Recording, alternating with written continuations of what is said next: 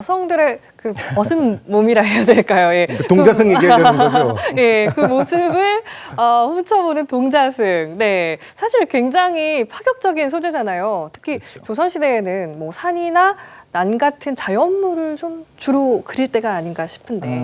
맞는 말씀이기도 하고 네. 또 그렇지 않기도 합니다. 네. 무슨 얘기냐면은 아까 이제 도화서가 얘기 나왔으니까 네네네. 이제 도화서에 뽑히기 위해서는 그 화원화가들이 이제 시험을 봐야 되지 않겠습니까? 네. 그 실기 시험을 봐야 되는데 그 중에서 그 실기 시험에서 물론 제일 중요하게 생각했던 과목은 사군자 같은 이제 문이나 계절이 많이 있고 그다음에 이제 산수화에 대한 시험도 있었지만은 예. 풍속화도 또 당당하게 그 시험 과목의 하나로 이 포함이 돼 있었고 특히 이제 영조, 종조 이제 특히 이제 그 정조대왕 같은 경우에는 네네. 굉장히 그림에 관심이 많아서 뭐 어진도 많이 남아 있기도 하지만은 네. 이분은 이제 직접 도화서를 이 화원을 뽑을 때 최종 시험의 주제를 본인이 스스로 내셨을 정도로 그 정도로 관심이 네, 관심이 많으셨는데 그 주제 중에는 이제 풍속화도 꽤 있었습니다. 그렇게 보면은 풍속화는 역시 그 당시에는 산수화나 말씀하신 이런 그 이 사군자만큼이나 또 중요한 예. 그 이 그림의 주제였다고 볼 수도 있습니다.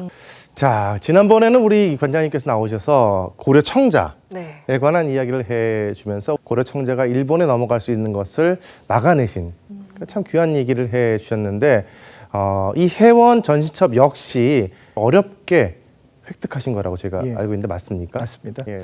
사실은 이 해원전시첩은 일제강점기 비교적 초기에 이미 일본으로 넘어가서 아, 그래요. 일본에서 먼저 유명해진 화첩입니다. 예, 이게 사실은 이제 그 조선의 건축과 예술이라는 이제 책이 있는데요. 네. 이제 그 세키노 다다시라는 이제 학자가 쓰신 책인데 이 책에서 이 그림들이 이게 많이 소개가 되고 또 심지어는 일본 이제 전매청에서 당시 그 이 담배값 디자인에 이 그림들의 몇 점을 활용할 정도로 일본 내에서 이미 유명해진 그림이었습니다. 아, 그랬어요. 근데 이제 풍속화라는 거는 그런 네. 이 해원이라는 이 천재 화가가 그린 이런 확실한 그 사람이 그렸다는 게 확실한 화첩 중에서 예. 가장 주요한 이런 작품이기 때문에 이거는 미술사적인 가치로도 분명히 다시 우리나라에 돌아와야 되지만 네. 예. 동시에 풍속이라든지 복식이라든지 네. 이런 것을 그 당시에 이제 풍속과 복식을 공부할 수 있는 굉장히 중요한 사료가 되겠네요. 그렇죠. 귀중한 사료로서도 이건 꼭 확보해야 된다고 생각을 하시고 예. 이제 오사카에 여러 번 가셔서 그 당시 이제 야마나카라고 해서 세계에서 이제 가장 큰 골동품 사람 중에 하나가 있었었는데